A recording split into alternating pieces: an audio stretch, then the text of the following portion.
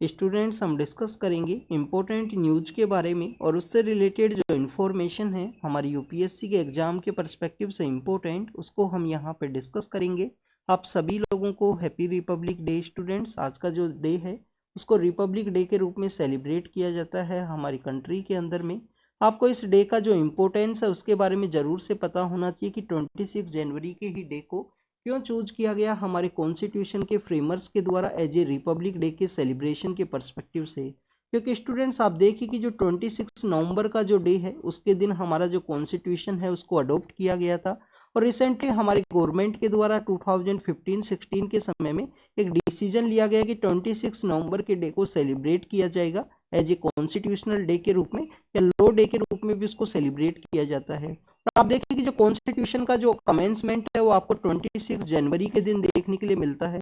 तो क्यों यहाँ पे जो 2 मंथ्स का जो गैप है वो रखा गया था कॉन्स्टिट्यूशन के फ्रेमर्स के द्वारा? क्या हमारे कॉन्स्टिट्यूशन के जो सभी प्रोविजंस है जो 26 नवंबर को अडॉप्ट किया गया, या कॉन्स्टिट्यूशन के जो सभी प्रोविजंस है वो 26 जनवरी के दिन ही यहाँ पे कमेंसमेंट के अंदर में आए थे? तो आप देखिए कि आपको यहाँ पे जानकारी होना चाहिए। कुछ पार्लियामेंट के रिगार्डिंग के कुछ प्रोविजंस हैं, कुछ सिटीजनशिप के पर्सपेक्टिव से कुछ प्रोविजन है, कुछ इलेक्शन के रिगार्डिंग में कुछ प्रोविजंस है जिनका कमेंसमेंट आपको 26 नवंबर के समय ही देखने के लिए मिलता है। बट हमारा जो ओवरऑल को जो कॉन्स्टिट्यूशन है उसका कमेंसमेंट 26 जनवरी के समय किया गया था 1950 के दौरान में। तो स्टूडेंट्स अगर हम इसके हिस्टोरिकल इंपॉर्टेंस के बारे में डिस्कस करें तो आप देखिए कि हमारे यहाँ पे फ्रीडम मूवमेंट के दौरान में जो इंडियन नेशनल कांग्रेस है उसका एक सेशन है वो ऑर्गेनाइज होता है 1929 के समय में लाहौर के अंदर में। आप देखिए कि लाहौर के अंदर एक सेशन ऑर्गेनाइज हुआ। बट आपको यहाँ पे एक जानकारी होनी चाहिए कि इंडियन नेशनल कांग्रेस के बारे में ही हम क्यों रीड कर रहे हैं, कोई दूसरा ऑर्गेनाइजेशन है उसके सेशन का इतना इंपॉर्टेंस क्यों नहीं है? क्योंकि आप देखिए कि उस समय में हमारे जो पर्सन्स हुआ करते थे, जो कंप्लीटली जो पॉपुलेशन है उसका इन्फ्लुएंस आपको इंडियन नेशनल कांग्रेस के साथ में देखने के लिए मिलता है। इंडियन नेशनल कांग्रेस एकमात्र ऐसा ऑर्गेनाइजेशन था उस समय में जिसका ओवरऑल जो इंक्लूसिव यहाँ पे रिप्रेजेंटेशन है वो देखने के लिए मिलता है सभी लोगों का।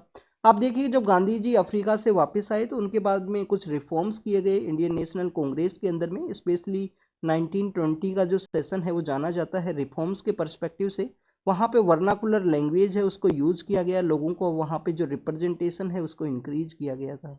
इसी का आपको एक डिस्कशन राउंड टेबल कॉन्फ्रेंस के दौरान भी देखने के लिए मिलता है। आप देखिए कि राउंड टेबल कॉन्फ्रेंस के अंदर जो फर्स्ट कॉन्फ्रेंस है उसके दौरान में इंडियन नेशनल कांग्रेस के द्वारा अटेंड नहीं किया गया था उसको। तो बेसिकली विदाउट कांग्रेस का कोई भी डिस्कशन है उसको यहाँ पे कंप्लीटली इंडिया का जो कंप्लीट जो पॉपुलेशन का जो डिस्कशन है वो नहीं माना जाता था। वहाँ पे कुछ ऑर्गेनाइजेशंस और भी हुआ करते थे उस दौरान में। तो इंडियन नेशनल कांग्रेस का एक सेशन है वो ऑर्गेनाइज हुआ था 1929 के दौरान में लाहौर के अंदर में। इस सेशन को किसके द्वारा हेड किया गया था? पंडित जवाहरलाल नेहरू के द्वारा इसको हेड किया गया। आप देखिए कि इस सेशन के दौरान में एक रिजोल्यूशन है उसको पास किया गया। रिजोल्यूशन यही था कि जो 26 जनवरी का जो डे है 1930 के समय में उसको पूर्ण स्वराज दिवस के रूप में सेलिब्रेट किया जाएगा। स्टूडेंट्स आपको यहाँ पे जो स्वराज का जो डिमांड है उसके बारे में भी पता होना चाहिए। आप देखिए कि 1906 का जो कांग्रेस सेशन ऑर्गेनाइज हुआ था जिसको किनके द्वारा हेड किया गया था? दादा भाई नारोजी के द्वारा। आप देखिए कि 1906 के उस सेशन के अंदर में फर्स्ट टाइम जो स्वराज है उसका डिमांड आपको देखने के लिए मिलता है। और यहाँ पे 1929 का जो लाहौर सेशन है उसके अंदर में आपको पूर्ण स्वराज का जो डिमांड है वो देखने के लिए मिलेगा। मीन्स इंडिया को जो कंप्लीट इंडिपेंडेंस है वो यहाँ पे चाहिए। और आप देखिए कि स्वराज के अंदर में एज ए डोमिनियन स्टेटस का जो डिमांड है वो हुआ करता था 1906 का जो स्वराज का जो डिमांड है उस समय में। अगर हम इस स्वराज वर्ड के बारे में बात करें तो यहाँ पे आपको जो हमारे महर्षि दयानंद सरस्वती हैं उनका भी इन्फ्लुएंस आपको देखने के लिए मिलता है।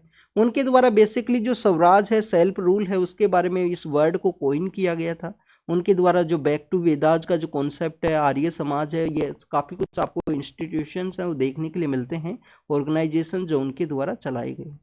तो आप देखिए कि 1929 के समय लाहौर का सेशन हुआ इंडियन नेशनल कांग्रेस का, पंडित जवाहरलाल नेहरू के द्वारा हेड किया गया उस सेशन को। और सेशन के अंदर कहा गया कि 1930 का जो 26 जनवरी का जो डे है बेसिकली ये दिसंबर के मंथ के समय ऑर्गेनाइज हुआ था। मीन्स नेक्स्ट मंथ 26 जनवरी का जो डे है उसको हम पूर्ण स्वराज दिवस के रूप में सेलिब्रेट करेंगे। हर एक डिस्ट्रिक्ट हेडक्वार्टर के वहाँ पे, हर एक स्टेट के अंदर में जो इंडियन नेशनल कांग्रेस के जो वॉलंटियर्स हैं कंप्लीट कंट्री के अंदर में इस सेशन को ऑर्गेनाइज किया जाएगा एज ए पूर्ण स्वराज दिवस के रूप में। तो इसी पूर्ण स्वराज दिवस का जो हिस्टोरिकल इन्फ्लुएंस होने की वजह से हमारे जो कॉन्स्टिट्यूशन असेंबली के जो फ्रेमर्स हैं उनके द्वारा जो 26 जनवरी का जो डे है उसको चूज किया गया है एज ए रिपब्लिक डे के रूप में। स्टूडेंट्स, आपको यहाँ पे कॉन्स्टिट्यूशन असेंबली के पर्सपेक्टिव से और भी इंपॉर्टेंट इन्फॉर्मेशन पता होनी चाहिए। आप देखिए कि काफ़ी बार एक क्वेश्चन आपसे पूछ लिया जाता है कि जो जो कॉन्स्टिट्यूशन असेंबली है उसके द्वारा कॉन्स्टिट्यूशन को फ्रेम किया गया, बट कॉन्स्टिट्यूशन को फ्रेम करने के साथ ही कुछ ऐसे भी और वर्क हैं जो इनके द्वारा कैरी आउट किए गए थे। सबसे पहले आपको देखने के लिए मिलता है कि इंडिया का जो कॉमनवेल्थ के लिए जो मेंबरशिप है उसको यहाँ पे इनके द्वारा रेटिफाई किया गया कि इंडिया का जो कॉमनवेल्थ है क्या वैसे एक्चुअली में कॉमनवेल्थ ब्रिटेन का एक आपको एसोसिएशन देखने के लिए मिलता है और मैक्सिमम वो कंट्रीज हैं जिनका कभी ब्रिटेन का वहाँ पे कॉलोनी रहे थे। प्रेजेंट समय में जो कॉमनवेल्थ नाम का जो ग्रुप है उसके अंदर 2 कंट्रीज आपको ऐसे भी देखने के लिए मिलते हैं जो कभी भी ब्रिटेन का कॉलोनी नहीं थे पर प्रेजेंट समय में कॉमनवेल्थ का वो पार्ट है। आप देखिए कि कॉमनवेल्थ के रिगार्डिंग में जो कॉमनवेल्थ गेम्स है उनको भी ऑर्गेनाइज किया जाता है जिसके अंदर मैक्सिमम वही कंट्रीज पार्टिसिपेट करते हैं जिन जो कभी ना कभी ब्रिटेन का कॉलोनी रहे थे। नेक्स्ट अगर हम बात करें कॉमनवेल्थ के लिए इंडिया का जो मेंबरशिप है उसको रेटिफाई किया गया था। सेकंड आप देखिए कि इंडिया का जो फ्लैग है उसको अडॉप्ट किया गया। फ्लैग कब अडॉप्ट किया गया स्टूडेंट? फ्लैग आपको 22 जो जुलाई का जो डे है वो दिन देखने के लिए मिलता है। आप देखिए 1947 के समय में फ्लैग को अडॉप्ट किया गया था। इस फ्लैग को बेसिकली किनके द्वारा डिजाइन किया गया था स्टूडेंट्स, इसके बारे में भी आपको जानकारी होनी चाहिए। आप देखिए कि जब हम 15 अगस्त का जो सेलिब्रेट करते हैं हमारी गवर्नमेंट के द्वारा कुछ इनिशिएटिव्स चलाए गए थे हर घर तिरंगा, जिसके अंदर हर घर तिरंगा के अंदर कुछ कोड्स हैं जो हमारे फ्लैग कोड 2002 के समय इस्टेब्लिशमेंट में आए थे। तो आप देखिए कि उस फ्लैग कोड को अमेंड भी किया गया था जिसके अंदर एक तो यहाँ पे कि नाइट के समय में किसी भी घर के ऊपर जो तिरंगा है वो यहाँ पे होस्ट हो सकता है, क्योंकि अर्लियर फेज के अंदर आपको देखने के लिए मिलता था कि शाम के समय ही आपको जो तिरंगा है उसको डाउन करना है एज ए रेस्पेक्ट के साथ में। तो 26 जुलाई को हमारा जो फ्लैग है उसको भी अडॉप्ट किया गया था इनके द्वारा, कॉन्स्टिट्यूशन असेंबली के द्वारा। इसके अलावा 3 ऐसे प्रोविजन है वो आपको जस्ट बिफोर द 26 जनवरी से पहले देखने के लिए मिलते हैं। 24 जनवरी को आप देखिए कि यहाँ पे हमारा जो नेशनल एंथम है उसको चूज किया गया, हमारा यहाँ पे जो नेशनल सॉन्ग है उसको चूज किया गया। और इसके अलावा स्टूडेंट्स अगर हम बात करें डॉक्टर राजेंद्र प्रसाद को हमारा जो फर्स्ट प्रेसिडेंट है उसके रूप में नॉमिनेट किया गया था कॉन्स्टिट्यूशन असेंबली के ही द्वारा। तो ये बेसिकली कुछ वर्क हैं कॉन्स्टिट्यूशन असेंबली के 26 जनवरी से पहले जिनको कैरी आउट किया गया था। आपको इस 26 जनवरी के बारे में पता होना चाहिए। सेलिब्रेशन कहाँ पे किया जाता है? प्रेसिडेंट के द्वारा, हमारे जो प्रेसिडेंट ऑफ इंडिया हैं उनके द्वारा इस सेलिब्रेशन को हेड किया जाता है उन्हीं के, और कोई ना कोई कंट्री के जो मेन पॉलिटिकल लीडर्स हैं जिससे इंडिया के अच्छे डिप्लोमेटिक रिलेशंस हैं उनको यहाँ पे इनवाइट किया जाता है एज ए गेस्ट के रूप में। तो ये आपको जो 26 जनवरी है उसके बारे में इंफॉर्मेशन आपको पता होनी चाहिए। हमने यहाँ पे national anthem and national song के बारे में रीड किया स्टूडेंट, तो आपको यहाँ पे एक जानकारी होनी चाहिए। हमारा जो नेशनल जो सॉन्ग है जिसको कि हम वंदे मातरम के रूप से जानते हैं, 1896 के समय में एक कांग्रेस का जो सेशन है वो ऑर्गेनाइज कहाँ पे हुआ था? कैलकाटा के अंदर में। 1896 के कांग्रेस सेशन के अंदर में पहली बार इस नेशनल सॉन्ग जो वंदे मातरम है उसको गाया गया था। अगर हम नेशनल एंथम के बारे में बात करें तो 1911 का कांग्रेस सेशन वो कहाँ पे ऑर्गेनाइज हुआ? कैलकाटा के अंदर ही।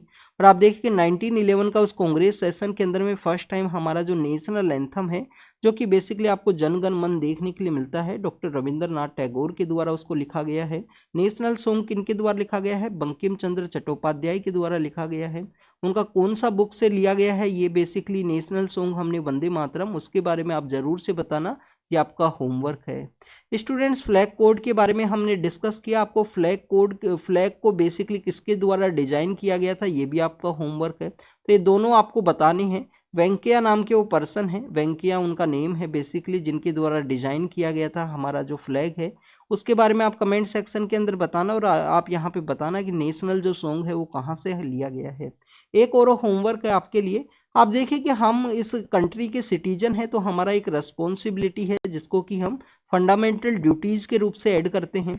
फंडामेंटल ड्यूटीज आप देखिए कि 42nd कॉन्स्टिट्यूशन अमेंडमेंट एक्ट के थ्रू 1946 के समय में उसको ऐड किया गया था एज ए किसी भी सिटीजन का रिस्पॉन्सिबिलिटी है, और यूएसएसआर का जो कॉन्स्टिट्यूशन है वहां से हमने इस कॉन्सेप्ट को ड्रॉ किया है फंडामेंटल ड्यूटीज का।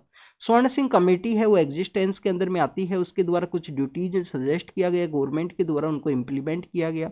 तो आप देखिए कि आर्टिकल 51A है हमारे कॉन्स्टिट्यूशन का, जो आर्टिकल 51A है, ए बी सी अगर किसी भी आर्टिकल के साथ में ऐड होते हैं डेट मीन्स यहाँ पे अमेंडमेंट के थ्रू उसको ऐड किया गया है। तो आर्टिकल 51A को यहाँ पे इंसर्ट किया गया था 42nd कॉन्स्टिट्यूशन अमेंडमेंट एक्ट के बाद में। आप देखिए कि फर्स्ट ड्यूटी के बारे में आप रीड करोगे तो क्या वहाँ पे नेशनल एंथम के बारे में ही मेंशन है या नेशनल सॉन्ग के बारे में भी मेंशन है। कभी कभी आपको काफ़ी सारे एग्जाम्स के अंदर में ये क्वेश्चंस पूछ लिए जाते हैं, यूपीएससी के अंदर भी पूछा जा सकता है। आपको यहाँ पे फंडामेंटल ड्यूटी लिख दिया जाएगा और वहाँ पे बता दिया जाएगा कि नेशनल सॉन्ग है उसको भी abide by the national song को भी हमको रेस्पेक्ट करना है, उसको भी यहाँ पे कंप्लीट वे में जो लोगों को बताना है। तो क्या फंडामेंटल ड्यूटी के अंदर नेशनल सॉन्ग को भी मेंशन किया गया है या एकमात्र नेशनल एंथम को वहाँ पे मेंशन किया गया है। आपको एग्जैक्ट वर्ड जो हैं वो पता होने चाहिए, स्पेशली अगर हम बात करें आर्टिकल 1 से लेकर आर्टिकल 51A तक के जो एग्जैक्ट वर्ड्स हैं उनके बारे में आपको जानकारी होनी चाहिए। क्योंकि आप देखिए कि 1 के अलावा आपको फिर सिटीजनशिप देखने के लिए मिलता है। 1 और 4 बेसिकली इंडिया यूनियन के हैं, 5 to 11 सिटीजनशिप है, 12 to 35 अगर हम बात करें फंडामेंटल राइट्स हैं तो यहाँ पे फंडामेंटल राइट्स के बेसिक क्वेश्चंस पूछे जाते हैं। फिर 36 से लेकर 51A तक आपको 51 तक आपको डीपीएस भी देखने के लिए मिलेगा। और 51A जो जिसके अंदर 11 फंडामेंटल ड्यूटीज मेंशन है, एक लेटर फॉर्म में 86 कॉन्स्टिट्यूशन अमेंडमेंट एक्ट के थ्रू ऐड किया गया था।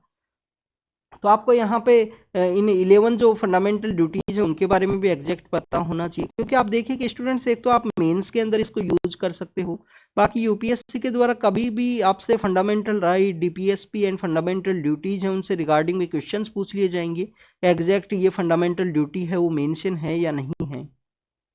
स्टूडेंट्स अगर आपको यहाँ पे हमारे कॉन्स्टिट्यूशन का जो प्रियम्बल है उसके बारे में अगर जानकारी नहीं है तो प्रियम्बल को भी आप जरूर से रीड करना, आपको अच्छे से पता होना चाहिए कि we the people of India having solemnly resolve to constitute India, कि हम भारत के लोगों को जो हमारा जो कंट्री है उसको किस तरीके से कॉन्स्टिट्यूट करना है कि ये बेसिकली सोवरिन हो, सोशलिस्ट हो, और इसके अलावा आपको ये कंप्लीट जो प्रियम्बल है उसके बारे में ज़रूर से जानकारी होनी चाहिए। अमेंडमेंट के थ्रू में यहाँ पे जो सेक्युलर का जो कॉन्सेप्ट है, सोशलिज्म का जो कॉन्सेप्ट है या इंटीग्रिटी का जो कॉन्सेप्ट है, क्या उसको ऐड किया गया है उसके बारे में भी आपको जानकारी होनी चाहिए।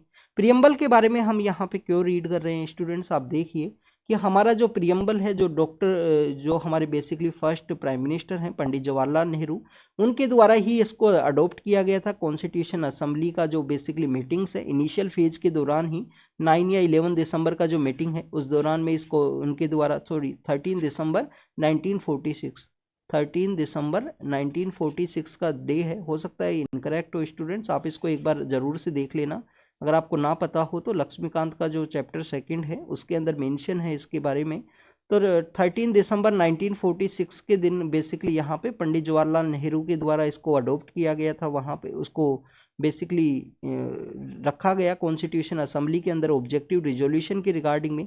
क्या है ऑब्जेक्टिव रिजोल्यूशन की, हमारी जो कॉन्स्टिट्यूशन असेंबली है उसके ये बेसिकली कुछ पैरामीटर्स रहेंगे जिसके बेसिस पे हमको कॉन्स्टिट्यूशन है उसको फ्रेम करना है।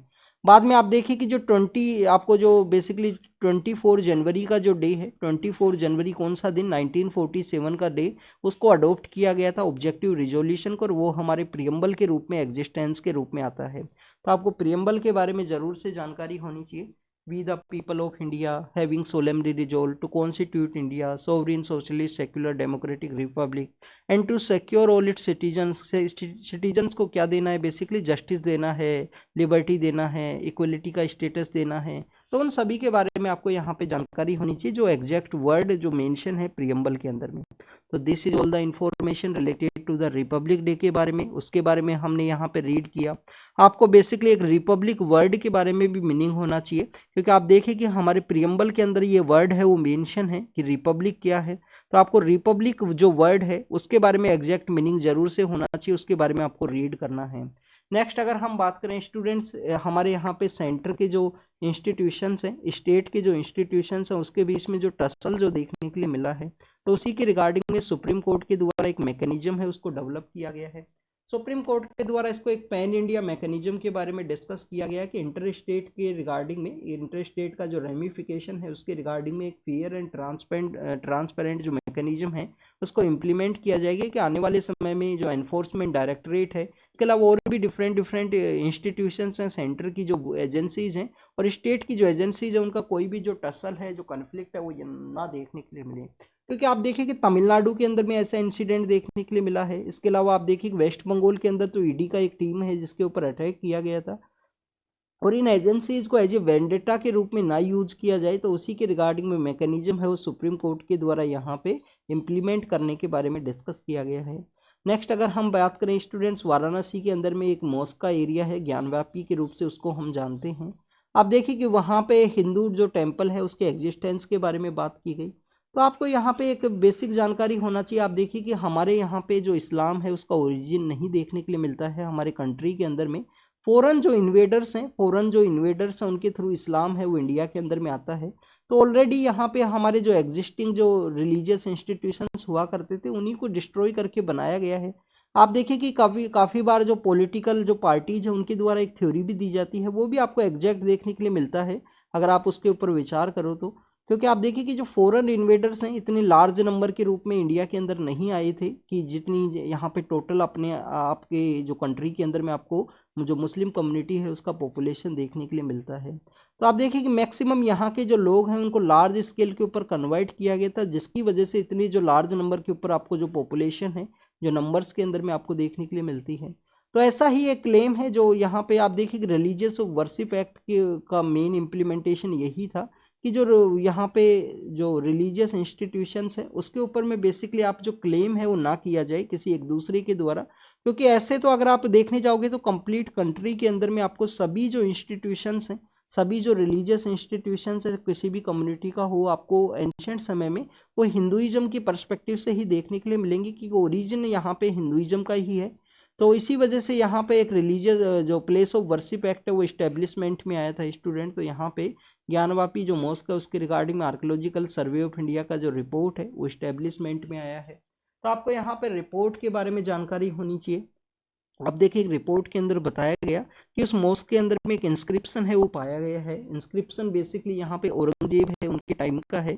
औरंगजेब कब पावर के अंदर आए थे स्टूडेंट? 1658 के समय इनका पावर आपको देखने के लिए मिलता है और 1707 तक ये यहाँ पे रूल के अंदर रहते हैं। औरंगजेब के द्वारा जब पावर के अंदर में आए तो अपने जो ब्रोदर्स हैं उनको भी उनके द्वारा असैसिनेशन किया गया था, चाहे मुराद हो। इसके अलावा आप देखिए कि एक और पर्सन है जिनको कि यहाँ पे लिबरल मुस्लिम का जो टाइटल है वो दिया गया है। कौन है वो औरंगजेब के जो ब्रोदर, उनके बारे में आप कमेंट सेक्शन के अंदर बताना। हमारे कौन ऐसे फॉरेन ट्रेवलर्स हैं उस समय में हुआ करते थे? तो आपको फ्रैंकोइस जो बर्नियर है वो आपको देखने के लिए मिलते हैं उस समय में जब औरंगजेब पावर के अंदर में आए थे। स्टूडेंट 1658 के समय में पावर में आते हैं 1707 के समय में। तो एक इंस्क्रिप्शन के अंदर बताया गया है कि जो ज्ञानव्यापी जो मॉस्क है औरंगजेब के समय में 1677 के समय में इसको कंस्ट्रक्ट किया गया था। 1676-77 के समय में बनारस के अंदर में वहाँ पे कुछ हिंदुइज्म की जो टेम्पल है उसके रिगार्डिंग में कुछ एग्जिस्टेंस है वो आपको देखने के लिए मिलेंगे। आप किसी भी कंप्लीट कंट्री के अंदर में किसी भी इंस्टीट्यूशन को इस तरीके से एक्सकावेशन का जो प्रोसेस को कैरी आउट किया जाएगा वहाँ पे आपको इस तरीके से जरूर देखने के लिए मिलेगा। क्योंकि ओरिजिन जो हमारा जो इंडिया का जो कंट्री है उसके अंदर में आप देखिए कि ओरिजिन आपको हिंदुइज्म का ही देखने के लिए मिलेगा। इस वजह से आप देखिए कि कहीं पे भी कंट्री के अंदर में ऐसा जो एक्टिविटीज को कैरी आउट किया जाएगा वहाँ पे आपको हिंदुइज्म के जो टेम्पल्स हैं वो ही आपको देखने के लिए मिलते हैं। आप देखिए कि यहाँ पे एक सेंसस के बारे में, तो हमारे एग्जाम के पर्पज से क्या इंपॉर्टेंट है, एक तो औरंगजेब का जो टेन्योर है उसको पता होना चाहिए। आर्कियोलॉजिकल सर्वे ऑफ इंडिया के बारे में आपको पता होना चाहिए। अलेक्जेंडर कनिंगम के द्वारा इसको स्टैब्लिश किया गया था। कौन से एरा के समय स्टैब्लिश किया गया? 1871 के समय इसको स्टैब्लिश किया गया, 1875 के समय में। इसके बारे में आपको पता होना चाहिए ईयर के परस्पेक्टिव से। हमने आर्कियोलॉजिकल सर्वे ऑफ इंडिया के बारे में रीड किया तो आपको इसका जो मिनिस्ट्री है उसके बारे में भी आप देखिए। हमारे यहाँ पे कौन कौन से ऐसे कानून हैं जिसके थ्रू हमारे जो एंशियंट मोन्यूमेंट्स हैं उनको प्रोटेक्ट किया जाता है। आर्कियोलॉजिकल साइट्स जो रिमेन्स एक्ट है जो आपको देखने के लिए मिलता है जस्ट आफ्टर द इंडिपेंडेंस, और 2010 के समय उसको अमेंड भी किया गया था। तो आपको उसके बारे में जानकारी होनी चाहिए। कोई भी जो रिलीजियस एरिया है या यहाँ पे प्रोटेक्टेड एरिया है आर्कियोलॉजिकल साइट के अंदर में, तो इसका 100 मीटर का एक कोर एरिया डेवलप किया जाता है, 200 मीटर का एक बफर एरिया डेवलप किया जाता है, उसके अंदर कुछ एक्टिविटीज हैं वो अलाउ हैं। कोर एरिया के अंदर में कोई भी कंस्ट्रक्शन का जो एक्टिविटी है वो नहीं अलाउ है, क्योंकि हिस्टोरिकल साइट के ऊपर में कोई भी जो इफेक्ट है वो ना देखने के लिए मिले। तो student, this is all the information related to the Gyanvapi mocks का जो यहाँ पे कंट्रोवर्सी क्रिएट हुआ है, उस केस के बारे में है। आर्कियोलॉजिकल सर्वे ऑफ इंडिया का रिपोर्ट है जो औरंगजेब के टेन्योर के बारे में बताता है, जब वहाँ पे कंस्ट्रक्शन का जो एक्टिविटीज है उनको कैरी आउट किया गया था। नेक्स्ट अगर हम बात करें सेंसस के पर्सपेक्टिव से, सेंसस नहीं है हमारे पॉपुलेशन का सेंसस नहीं है, टेरर लिंक्स के रिगार्डिंग में है। जम्मू एंड कश्मीर पुलिस के द्वारा, हमारी जो डिफेंस फोर्सेज के द्वारा इस सेंसस को कैरी आउट किया गया है जम्मू एंड कश्मीर के अंदर में, जिससे कि वहाँ पे इस तरीके की जो टेरर लिंक्स हैं, कौन पर्सन है जो फॉरेन विजिट के लिए गए हैं, उन सभी का जो लिंक है उसको यहाँ पे एक फोरम है उसको डेवलप किया जा सके। दिल्ली के एलजी के पर्सपेक्टिव से है, तो आप देखिए कि दिल्ली के एलजी के द्वारा यहाँ पे पार्डन प्रोसेस के अंदर ही आपको एक रेमिटेंस का जो प्रोसेस है वो देखने के लिए मिलता है। रेमिटेंस तो बेसिकली वो लोग हैं जो बाहर के लिए जाते हैं और इंडिया के लिए अपना जो पैसा है वापस से भेजते हैं फैमिली के लिए, तो उसको रेमिटेंस बोला करते हैं स्टूडेंट। यहाँ पे एक रेमिट का जो कॉन्सेप्ट है उसको इनके द्वारा किया गया। ऐसे पर्सन जो 10 ईयर का जो प्रिजन है, उनका 10 ईयर का जो प्रिजन उनके द्वारा कंप्लीट किया गया है, तो उनको कुछ डेज का जो रेमिशन है वो दिया गया है दिल्ली के एलजी के द्वारा। यहाँ पे आपको पार्डन प्रोसेस के बारे में जानकारी होनी चाहिए। आप देखिए कि गवर्नर को जो पार्डन पावर है आर्टिकल 72 के अंडर में है। एलजी एंड गवर्नर प्रेसिडेंट को जो पावर है आर्टिकल 72 के अंडर में है। गवर्नर को जो पावर आपको देखने के लिए मिलती है 161 हमारा जो आर्टिकल है उसके अंडर में, तो उनके बारे में यहाँ पे मेंशन किया गया।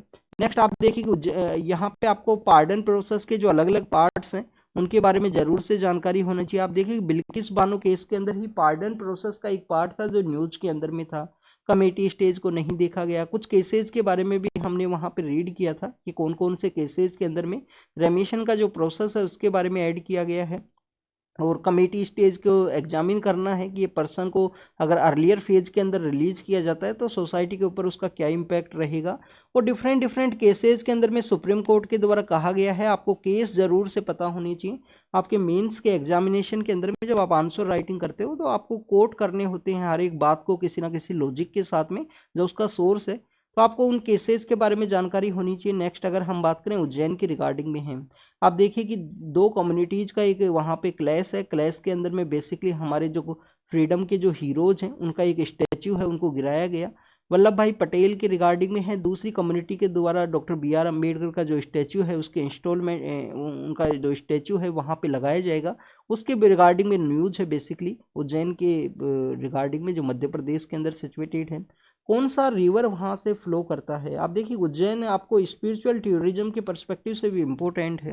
कैसे इम्पोर्टेंट है, क्योंकि हम जब यहाँ पे कुंभ मेला के बारे में रीड करते हैं तो हमारे कंट्री में बेसिकली 4 ही प्लेस हैं। एक उज्जैन है, उज्जैन के अलावा एक नासिक आपको महाराष्ट्र के अंदर देखने के लिए मिलता है, एक इलाहाबाद है जिसको कि प्रयागराज के रूप से जाना जाता है प्रेजेंट समय में, और इसके अलावा देखिए कि हरिद्वार है।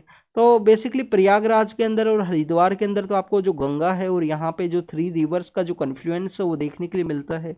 आप देखिए कि उज्जैन के अंदर कौन सा रिवर जो फ्लो करती है जिसको कि हम सिप्रा रिवर के रूप से जानते हैं।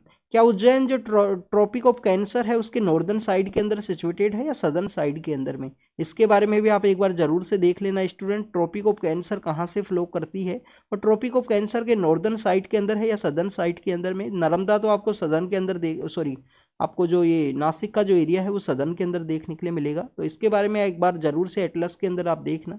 नेक्स्ट पीएम सर का एक रैली के बारे में है, उनके द्वारा उत्तर प्रदेश के अब जो बुलंदशहर का एरिया है जो वेस्टर्न उत्तर प्रदेश के अंदर सिचुएटेड है, तो वहाँ पे अपना जो रैली है उनको कैरी आउट किया गया। डेवलपमेंट के जो यहाँ पे इनिशिएटिव्स हैं उनके बारे में डिस्कस किया गया है इनके द्वारा।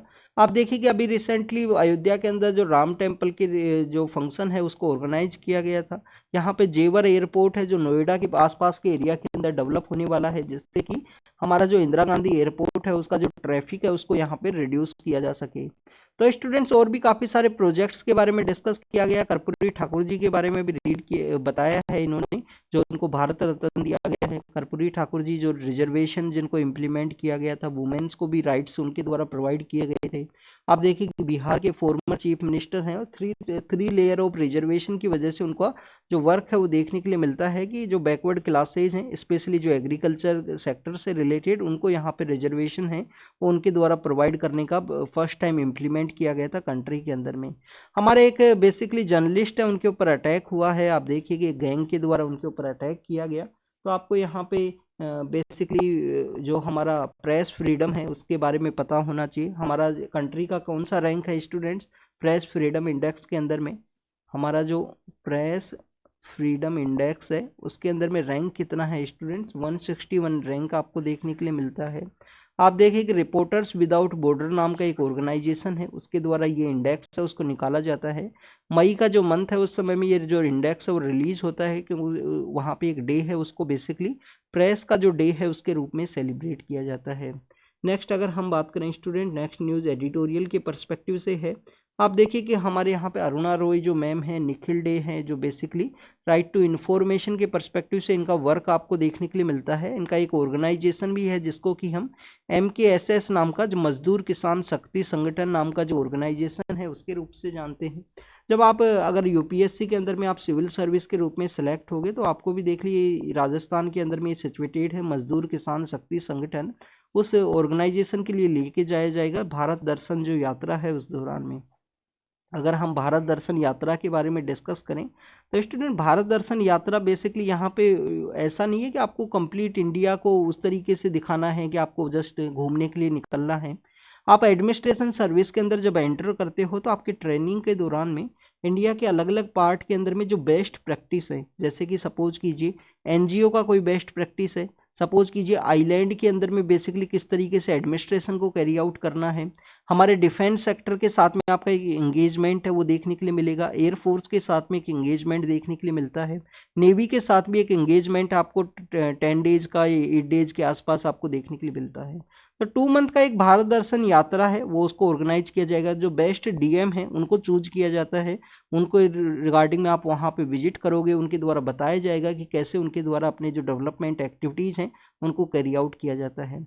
आप देखिए कि जो OP चौधरी सर थे जब वहाँ पे छत्तीसगढ़ के अंदर वो पोस्टेड थे दंतेवाड़ा के अंदर में, तो वहाँ पे बेसिकली काफ़ी सारे ऑफिसर्स को सेंड किया जाता था एज ए भारत दर्शन यात्रा के रूप में कि रेड कॉरिडोर के अंदर में कैसे एडमिनिस्ट्रेशन है उसको कैरी आउट किया जाता है। स्पेशली OP चौधरी सर अभी प्रेजेंट समय में OP चौधरी सर वहाँ पे basically member of legislative assembly हैं छत्तीसगढ़ के अंदर में।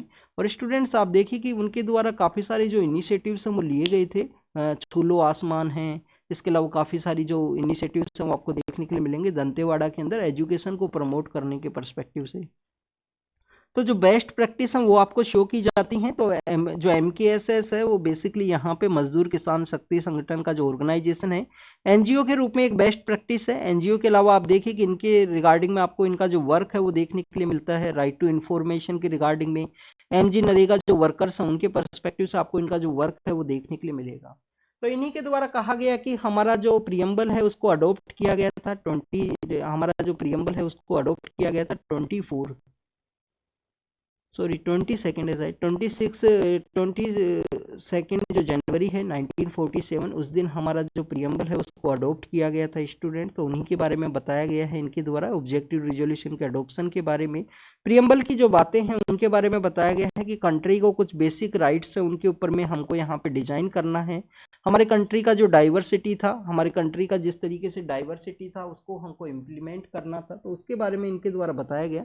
26 जनवरी 1947 के समय ऑब्जेक्टिव रिजोल्यूशन को एज ए प्रियम्बल के रूप में अडॉप्ट किया गया। एक पावरफुल हमारा प्रियम्बल है। 75 ईयर्स का जो जर्नी है, लॉट ऑफ डिफरेंसेज है हमारे कंट्री के अंदर में, लॉट ऑफ डाइवर्सिटी है, पर कैसे हमने उस ब्यूटीफुली उस जर्नी को यहाँ पे क्रॉस किया है उसके बारे में इनके द्वारा मेंशन किया गया। मेजोरिटी जो कम्युनिटी है उसका एक रोल है, माइनॉरिटीज़ के जो राइट्स हैं उनको सिक्योर किया जाए। स्टूडेंट्स सेक्युलर जो कॉन्सेप्ट है उनके बारे में इनके द्वारा डिस्कस किया है। और प्रेजेंट समय में जो विश्व गुरु एक जो टाइटल है या वासुदेव कुटुंबकम का जो कॉन्सेप्ट आपको देखने के लिए मिलता है न्यूज़ के अंदर में, तो आप देखिए वासुदेव कुटुंबकम को अगर हमको यहाँ पे अडोप्ट करना है या इम्प्लीमेंट करना है तो सभी लोगों को बेसिकली हमारा कंप्लीट जो वर्ल्ड है ये एक फैमिली का पार्ट है। हमारे यहाँ पे हमारे कंट्री के अंदर जो डाइवर्सिटी है, जो हमारा बेसिक स्ट्रक्चर है उसको हमें सिक्योर करना है, उसी के बारे में इनके द्वारा मेंशन किया गया है इस एडिटोरियल के अंदर में। नेक्स्ट इज रिगार्डिंग द वैभव जो स्कीम है, वैभव जो फेलोशिप है उसके बारे में है। आप देखिए कि वैश्विक भारतीय वैज्ञानिक एक जो नया फेलोशिप है वो स्टार्ट किया गया है department of science and technology के द्वारा, जिससे कि इंडियन ओरिजिन के जो यहाँ पे साइंटिस्ट हैं 3 मंथ्स के लिए, एक ईयर के अंदर में एक रिसर्च लैब है उसको इस्टेब्लिश कर सके। यहाँ पे जो रिसर्च का जो एक्टिविटी है उसको उनके द्वारा बेसिकली कैरी आउट किया जा सके। तो आपको वैभव फेलोशिप के बारे में जरूर से जानकारी होना चाहिए। वैश्विक भारतीय वैज्ञानिक जो फेलोशिप है जो department of science and technology के द्वारा है। क्या अर्लियर फेज के अंदर भी कोई ऐसा फेलोशिप है जिसको कि हम वज्र के रूप से जानते हैं, विजिटिंग जो हमारे यहाँ पे फैकल्टीज के रिगार्डिंग में था। बट आप देखिए कि उस फैकल्टीज का जो कॉन्सेप्ट है जिसके अंदर आपको देखने के लिए मिलता है कि 1 ईयर के लिए वो विजिट करेंगे यहाँ पे। और कंप्लीटली अगर हम बात करें कि यहाँ पे इंडियन ओरिजिन के अलावा जो फॉरेन जो सिटीजन्स है वो भी यहाँ पे विजिट कर सकते हैं इंडियन ओरिजिन के अलावा। तो उसके अंदर में आपको एक्सक्लूसिव जो इंडियन ओरिजिन के जो पर्सन्स है उनका इन्फ्लुएंस नहीं देखने के लिए मिलेगा, जो कि वैभव के अंदर है रिसर्च एंड डेवलपमेंट की एक्टिविटी के रिगार्डिंग में। तो उसको ही यहाँ पे मेंशन किया गया है। Next is regarding the opposition के जो एमपीज हैं उनके बारे में डिस्कस किया गया है। स्टूडेंट्स आप देखिए कि विंटर सेशन जब ऑर्गेनाइज हुआ था दिसंबर के मंथ के दौरान में, तो काफ़ी सारे हमारे जो अपोजिशन के एमपीज हैं उनको सस्पेंड किया गया था। 141 एमपीज हैं जिनको वहाँ पे सस्पेंड किया गया, जिसमें आपको 95 है जो लोकसभा से, 46 आपको राज्यसभा से देखने के लिए मिलते हैं, 46 राज्यसभा से देखने के लिए मिलते हैं। अगर हम टोटल इन एमपीज का जो संख्या है उसको कैलकुलेट करें एज ए पीपल्स के बेसिस पे या इनके जो इलेक्टोरल वोटर्स हैं उनके बेसिस पे, तो इनका जो संख्या है वो आपको 35 करोड़ है वो देखने के लिए मिलती है। मीन्स हमारा जो टोटल पॉपुलेशन है उसका 25% जो पॉपुलेशन है वो कवर किया गया है इन मेंबर ऑफ पार्लियामेंट्स के द्वारा। और आप देखिए कि पार्लियामेंट एक इंपॉर्टेंट इंस्टीट्यूशन है डिस्कशन एंड डेलिब्रेशन के रिगार्डिंग में पॉलिसी के इम्प्लीमेंटेशन के परस्पेक्टिव से।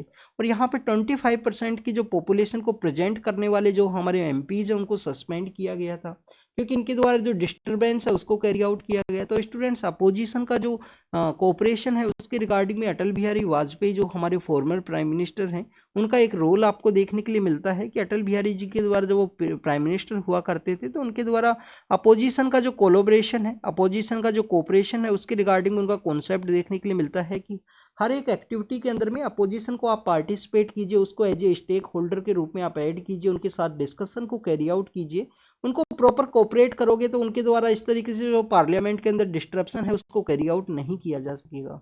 स्टूडेंट्स वो अपोजिशन के कोऑपरेशन का कॉन्सेप्ट है, जो कोई भी पावर, कोई भी गवर्नमेंट पावर के अंदर में होती है, अगर उसको यहाँ पे एक्टिविटीज़ को कैरी आउट करना है, हेल्दी जो डेमोक्रेसी है उसको एक्सरसाइज करना है उनके द्वारा पार्लियामेंट के अंदर में, क्योंकि आप देखिए कि पीपल्स को वो रिप्रेजेंट करने वाले लोग हैं। अगर कोई भी मेंबर ऑफ पार्लियामेंट है जो पीपल्स को यहाँ पे रिप्रेजेंट करते हैं तो उनका जो पॉलिसी है उसको उनके द्वारा अच्छे से यहाँ पे इम्प्लीमेंट किया जा सके, डिस्कस किया जा सके।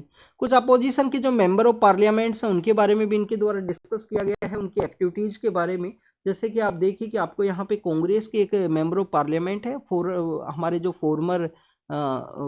फॉर्मर जो बेसिकली एक्सटर्नल अफेयर मिनिस्टर हुआ करते थे, शायद शशि थरूर सर हैं।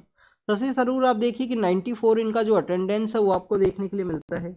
आप देखिए कि इनको जो सांसद रत्न अवार्ड है वो भी दिया गया था। इनके द्वारा 3 प्राइवेट मेंबर बिल्स हैं उनको बेसिकली प्रेजेंट किया गया है पार्लियामेंट के अंदर में रिसेंट सेशंस के दौरान ही। और एवरेज जो हमारे नेशन के अंदर जो एवरेज है वो 79 है अटेंडेंस का, और आप देखिए कि स्टेट्स के अंदर 83 आपको देखने के लिए मिलता है, उससे मोर इनका अटेंडेंस आपको देखने के लिए मिलेगा। एक और कांग्रेस के यहाँ पे बेसिकली मेंबर ऑफ पार्लियामेंट है सुप्रिया सुले, उनका 93% अटेंडेंस है, वो बेसिकली बारामती का जो एरिया है महाराष्ट्र के अंदर में उसको रिप्रेजेंट किया जाता है उनके द्वारा।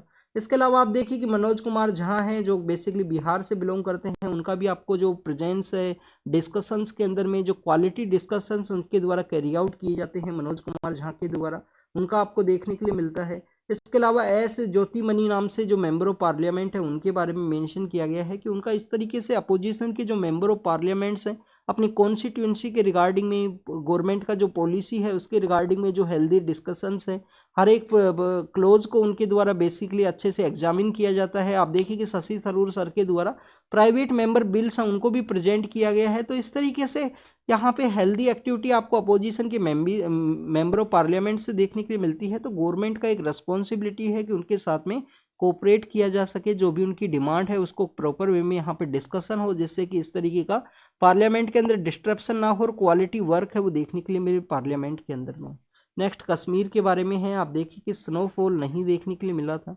एक सोशल मीडिया के ऊपर एक वीडियो वायरल हुआ था कश्मीर के रिगार्डिंग, एक पर्सन है, एक्टिविस्ट है वहाँ पे कश्मीर से रिलेटेड इन्वायरमेंट के, उनके द्वारा बताया गया था कि पहलगाम के जो रीजन है, पहलगाम के अंदर में कोई भी बर्फबारी नहीं है इस बार। आप देखिए कि अब विंटर के समय में अगर बर्फबारी नहीं है तो समर काफ़ी ज़्यादा हार्श होने वाली है। आप देखिए कि ओपन यहाँ पे एरिया शो किया गया है, ग्रासेज यहाँ पे कंटिन्यूस दिखाई दे रही हैं जिस एरिया के अंदर में स्नोफॉल होना चाहिए था। तो चिल्ली कलान का जो एरिया है कश्मीर के अंदर में, हमारे जो हिमाचल प्रदेश है, उत्तराखंड का जो ओली का जो एरिया है, वहाँ पे 40 डेज का एक हार्श विंटर का जो समय है, और उसके अंदर में आप देखिए कि विंटर अगर रहेगा तो ही समर्स वहाँ पे सर्वाइवल हो सकते हैं, नहीं काफ़ी ज़्यादा हार्श जो समर है वो देखने के लिए मिलेगा। अगर हम बात करें 1901 के समय से, तो सबसे कम यहाँ पे जो स्नोफॉल है वो देखने के लिए मिला है प्रेजेंट समय में, तो उसको यहाँ पे डिस्कस किया गया। गुलमर्ग है, गुलमर्ग के अलावा पहलगाम का जो एरिया है, ओली का एरिया है उत्तराखंड के अंदर, हिमाचल प्रदेश के भी कुछ एरियाज है जहाँ पे काफ़ी कम स्नोफॉल है वो देखने के लिए मिलता है।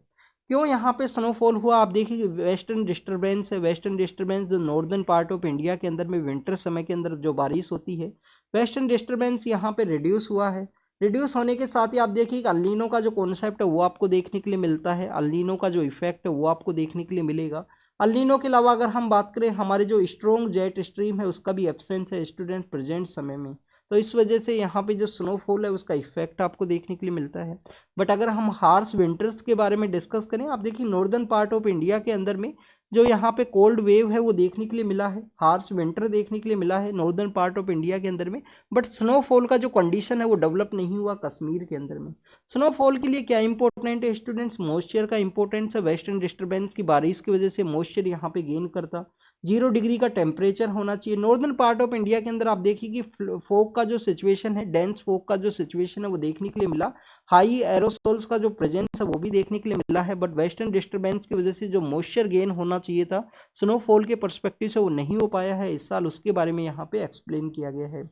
स्टूडेंट्स आप देखिए कि यहाँ पे हमारे वेस्टर्न डिस्टर्बेंस का भी एक पैटर्न है वो आपको लिटिल बिट शिफ्टिंग के वे में देखने के लिए मिलता है। जैसे कि वेस्टर्न डिस्टर्बेंस का अर्लियर फेज के दौरान में नवंबर और दिसंबर का जो मंथ है, जनवरी के समय जो बारिश है वो देखने के लिए मिलती है, पर प्रेजेंट समय में वेस्टर्न डिस्टर्बेंस की वजह से जो बारिश है वो आपको कब देखने के लिए मिलती है, फरवरी एंड मार्च का जो मंथ है उस समय में आपको देखने के लिए मिलती है। आप देखिएगा हमारे यहाँ पे एक आईएमडी का भी रिपोर्ट है जिसके अंदर बताया गया है कि हमारे यहाँ पे जो मानसून है उसके अंदर में शिफ्ट हुआ है अलग अलग पार्ट्स के अंदर में, जिसका अभी एक रिपोर्ट है जिसको पब्लिश किया गया था। हर एक यहाँ पे तहसील के परस्पेक्टिव से 4400 के आसपास जो तहसील्स हैं, सब ब्लॉक के जो एरियाज हैं उनको एग्जामिन किया गया आईएमडी के द्वारा, यहाँ पे रेनफॉल के पैटर्न के परस्पेक्टिव से। स्टूडेंट्स यहाँ पे हमारे रिपब्लिक डे सेलिब्रेशन के बारे में है। फ्रांस के जो प्रेसिडेंट है इमानुएल मैक्रोन वो यहाँ पे विजिट के लिए आए, विजिट के दौरान उनका फर्स्ट डे है जयपुर के अंदर उनके द्वारा स्पेंड किया गया। जयपुर के काफ़ी सारे जो हेरिटेज एरियाज है जिसमें आमेर का फोर्ट है, जयपुर का जो परकोटा का एरिया है उनके द्वारा विजिट किया गया। एक बेसिकली उनके द्वारा एक रैली है, एक शोभा यात्रा है, उनके अंदर भी पार्टिसिपेट किया गया इंडियन पीएम एंड फ्रांस के जो प्रेसिडेंट है उनके द्वारा। आज रिपब्लिक डे के चीफ गेस्ट के रूप में रहेंगे फ्रेंच के जो प्रेसिडेंट है। आप देखिए कि प्रेसिडेंट बॉडीगार्ड नाम का एक इंडिया का आपको सबसे सीनियर मोस्ट रेजिमेंट देखने के लिए मिलता है, इंडियन आर्मी का प्रेसिडेंट बॉडीगार्ड, जिनको कि राष्ट्रपति के अंगरक्षक के रूप से भी हम जानते हैं। काफ़ी डेकोरेटेड रेजिमेंट है स्टूडेंट प्रेसिडेंट बॉडीगार्ड। तो प्रेसिडेंट बॉडीगार्ड के भी यहाँ पे कुछ ईयर्स हैं वो कंप्लीट हुए हैं। आप देखिए कि 1773 के समय में इसको इनिशिएट किया गया था, प्रेसिडेंट बॉडीगार्ड्स को बेसिकली वहाँ पे, जिनको राष्ट्रपति के जो अंगरक्षक हैं उनके रूप से भी जानते हैं। एक ट्रेडिशनल एक बग्गी का कॉन्सेप्ट हुआ करता था जिसके अंदर हमारे जो प्रेसिडेंट वो आया करते थे यहाँ पे रिपब्लिक डे का जो फंक्शन है उसके परेड को यहाँ पे फंक्शन के अंदर में। तो उसी ट्रेडिशनल बग्गी का जो कॉन्सेप्ट है जो 40 ईयर से यहाँ पे गैप हो चुका है उसका यहाँ पे, उसके अंदर में यहाँ पे फ्रांस के जो प्रेसिडेंट है, इंडिया के जो प्रेसिडेंट है वो विजिट करेंगे रिपब्लिक डे का जो फंक्शन है उसके रिगार्डिंग में। इसके अलावा स्टूडेंट्स आपको जयपुर के बारे में जानकारी होनी चाहिए। आप देखिए कि हवा महल है, वहाँ पे भी ये विजिट किए थे। हवा महल के अलावा स्टूडेंट्स अगर हम बात करें जयपुर सिटी के बारे में, तो जो सवाई जयसिंह के द्वारा उसको इस्टेब्लिश किया गया था, सवाई जयसिंह के द्वारा इस्टेब्लिश किया गया। यूनेस्को जो वर्ल्ड हेरिटेज सिटी है उसके रूप में भी वो शामिल है। आप देखिए कि क्या क्रिएटिव सिटीज नेटवर्क के अंदर में शामिल है जयपुर, तो उसके बारे में आपको जानकारी जरूर से होना चाहिए कि यूनेस्को का जो क्रिएटिव सिटीज नेटवर्क है क्या उसके अंदर शामिल है जयपुर। तो इसके बारे में आप जरूर से कमेंट सेक्शन के अंदर बताना, ये आपका होमवर्क है। पर जयपुर यहाँ पे हेरिटेज सिटी है। सबसे पहले अहमदाबाद जो सिटी है, जिसको कि 1411 के समय अहमद शाह के द्वारा स्टैब्लिश किया गया था, उसके बाद में आपको जयपुर सिटी देखने के लिए मिलती है, जिसको कि हेरिटेज सिटी के रूप में ऐड किया गया। आप देखिए कि यूनेस्को के अंदर ऐड किया गया है। यूनेस्को का हेडक्वार्टर कहाँ पे सिचुएटेड है? पेरिस के अंदर आपको देखने के लिए मिलता है, जहाँ के प्रेसिडेंट इंडिया की विजिट के लिए आए हैं। रिपब्लिक डे का पूर्व संध्या के ऊपर में हमारे प्रेसिडेंट के द्वारा जो गैलेंट्री अवार्ड्स हैं उनको यहाँ पे अनाउंस किया गया। हमारे जो पद्मा अवार्ड्स हैं उनको भी अनाउंस किया गया है। और स्टूडेंट जो पद्म अवार्ड्स हैं उनका एक ब्यूटिफिकेशन आपको देखने के लिए मिलता है। जब से न्यू गवर्नमेंट पावर के अंदर में आई है, उनके द्वारा पद्मा अवार्ड्स को बेसिकली वहाँ पे चेंज किया गया। और आप देखिए कि काफ़ी सारे ऐसे लोग हैं जो सिविलियन वर्क्स काफ़ी ज़्यादा करते हैं। इनका एक लिस्ट शेयर करूंगा मैं आपको टेलीग्राम चैनल के ऊपर में, आप वहाँ पे ज़रूर इनके बारे में रीड करना। इन एग्जांपल्स को आप यूज़ कर सकते हो। कुछ दिन पहले हमने जब जब वो जो 26 जनवरी का जो झांकी है उसके रिगार्डिंग में जो कंट्रोवर्सी क्रिएट हुआ था, जब आप देखिए कि हमने तमिलनाडु की कुछ वुमेन्स हैं उनके बारे में रीड किया था, उनको उनका झांकी के अंदर में शो किया गया था। तो वैसे ही पद्मा अवार्ड्स के अंदर भी काफ़ी सारे ऐसे लोग हैं जिनको पद्मा अवार्ड दिए जाते हैं पिछले कुछ साल से, जिनके द्वारा अपना जो एक्टिविटीज़ हैं, जो सिविल वर्क है, उनके द्वारा कैरी आउट किया गया है। चुपचाप अपना काम करते हैं जो लोग कंट्री के अंदर में। तो यहाँ पे गैलेंट्री अवार्ड्स के बारे में है जो प्रेसिडेंट के द्वारा अनाउंस किया गया 26 जनवरी का फंक्शन से पहले। Next is regarding the high education, जो एनरोलमेंट रेशियो है वो इंक्रीज हुआ है स्टूडेंट। तो यहाँ पे आपको सर्वे के बारे में पता होना चाहिए। ऑल इंडिया सर्वे आपको देखने के लिए मिलता है, all India survey for higher education के पर्सपेक्टिव से, या हायर एजुकेशन जो इंस्टीट्यूशन है उनकी रिगार्डिंग में मिनिस्ट्री ऑफ एजुकेशन के द्वारा इस सर्वे को कैरी आउट किया जाता है। 2011 के समय इसको स्टार्ट किया गया था। आप देखिए कि एनरोलमेंट यहाँ पे इंक्रीज हुआ है, स्पेशली फीमेल्स का भी जो एनरोलमेंट है हायर एजुकेशन इंस्टीट्यूशंस में वो इंक्रीज हुआ है, उसके बारे में बताया गया है इस सर्वे के अंदर में।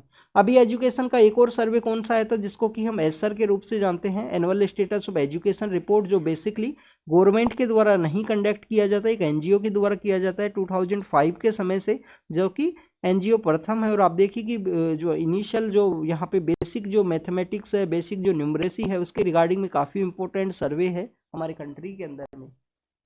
रेड सी के अंदर जिस तरीके से डिस्टरबेंस हुआ है होती रिबेलियंस के द्वारा, तो ये क्राइसिस को यहाँ पे कर सकता है। आने वाले समय में इन्फ्लेशन है उसको इंक्रीज कर सकता है। ये क्रिसल का जो रिपोर्ट है उसके अंदर भी बताया गया है।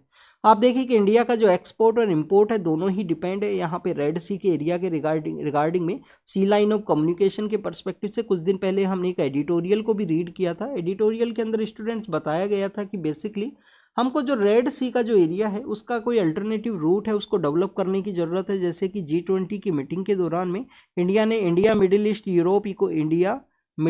यूरोप इकोनॉमिक कॉरिडोर है उसको डेवलप किया था, जिससे कि यहाँ पे स्वेज कैनाल है उसको बाईपास किया जा सके। क्योंकि स्वेज कैनाल के अंदर में एक तो आपको वहाँ पे जो इजिप्ट है उसका डोमिनेशन देखने के लिए मिलता है। जैसे कि आप देखिए रेड सी का जो इंसिडेंट है उसकी वजह से सामने आया कि कितना जो सी लाइन ऑफ कम्युनिकेशन है काफ़ी हाईली अनसिक्योर है उस एरिया के अंदर में। तो एक अल्टरनेटिव जो रूट है वो होना चाहिए यहाँ पे ग्लोबल ट्रेड के परस्पेक्टिव से या ग्लोबल एक्सपोर्ट के परस्पेक्टिव से।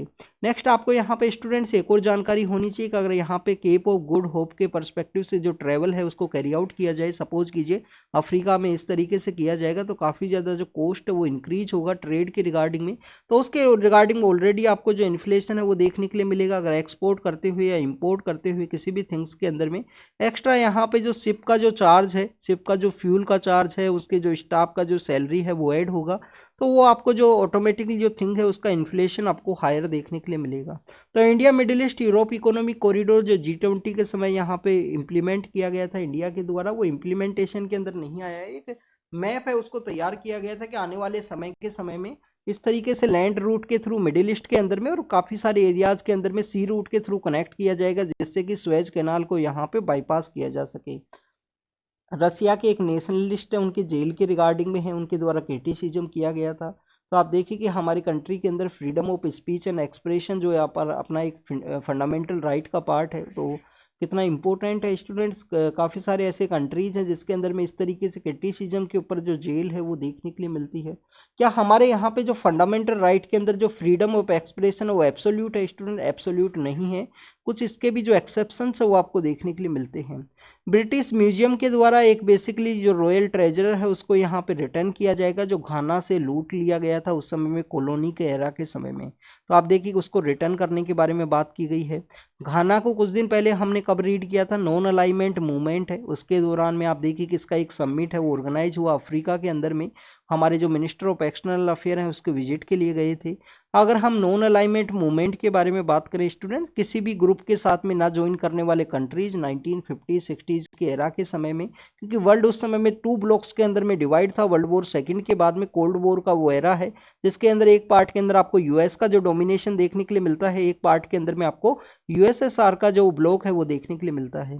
तो आप देखिए कि इंडिया है, इजिप्ट है, इजिप्ट के अलावा घाना है, इसके अलावा आपको वहाँ पे इंडोनेशिया देखने के लिए मिलेगा, और एक कंट्री आपको यूगोस्लोवाकिया है जो अर्लियर फेज के अंदर हुआ करता था। उनके द्वारा जो नेम समिट है उसको बेसिकली यहाँ पे स्टार्ट किया गया कि किसी भी ब्लॉक को हम ज्वाइन नहीं करेंगे और हमारा ही यहाँ पे जो ब्लॉक है उसको बनाया जाएगा। साउथ कोरिया के बारे में है, इंपॉर्टेंट नहीं है एग्जाम के परस्पेक्टिव से। यूएस के द्वारा यहाँ पे कुछ जो कॉन्फ्लिक्ट है उसको एंड करने के परस्पेक्टिव से डिस्कशन है उसको कैरी आउट किया गया है। Next is regarding the Israel का जो स्ट्राइक है उसके पर्सपेक्टिव से है, साउथ गाजा के अंदर स्ट्राइक को कैरी आउट किया गया। इंटरनेशनल कोर्ट ऑफ जस्टिस के अंदर एक पेटिशन भी फाइल हुई है इजराइल के रिगार्डिंग में। आप देखिए कि साउथ अफ्रीका के द्वारा उस पेटिशन को फाइल किया गया। जीनोसाइड के जो यहाँ पे कानून, जीनोसाइड के जो एलिगेशन वो लगाए गए हैं कि इनके द्वारा जीनोसाइड का एक्टिविटी है उसको कैरी आउट किया गया है। फ्रांस के प्रेसिडेंट इंडिया के विजिट के लिए आए हैं रिपब्लिक डे के गेस्ट के रूप में। आप देखिए कि फ्रांस के कोर्ट के द्वारा रिजेक्ट किया गया है कुछ यहाँ पे कुछ सेक्शंस है यहाँ पे इमिग्रेशन लॉ के जिनको कि रिजेक्ट किया गया फ्रांस के कोर्ट के द्वारा। आप देखें कि ऐसा ही एक न्यूज ब्रिटेन के अंदर भी देखने के लिए मिला था। ब्रिटेन के द्वारा काफी सारे एमिग्रेंट्स हैं जिनको अफ्रीका के अंदर ट्रांसफर किया गया था कुछ दिन पहले, दिसंबर के मंथ के समय में, और बाद में उनके कोर्ट के द्वारा जो इमिग्रेशन पॉलिसी है, इमिग्रेशन जो प्रोजेक्ट है उसको उनके द्वारा रिजेक्ट किया गया था। रसिया का यहाँ पे रसिया के रिगार्डिंग में जो यहाँ प्लेन का जो क्रैश हुआ है, जो बेलग्रोड ओब्लास्ट का जो एरिया है जहाँ पे प्लेन क्रैश है वो देखने के लिए मिला। आप देखिए उसी के अंदर में यहाँ पे जो इन्वेस्टिगेशन है वो कैरी आउट की गई है। रसिया के द्वारा एलिगेशंस लगाए गए थे कि यूक्रेन के द्वारा अपने ही जो प्रिजनर्स ऑफ वॉर्स हैं जिनको रिलीज करने के रिगार्डिंग में एक एग्रीमेंट किया गया था उसी को उनके द्वारा शॉट डाउन किया गया है, तो उसके बारे में मेंशन किया गया।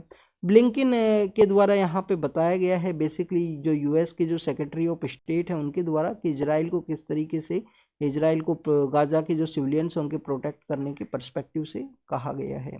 तो this is all the information related to the today's newspaper. आपको इनके बारे में जो इन्फॉर्मेशन है वो ज़रूर से जानकारी होनी चाहिए। जो भी आपको न्यूज़ मिला हो, इन्फॉर्मेशन मिला हो, उसको नोट डाउन कीजिए student. Thank you student, thank you very much.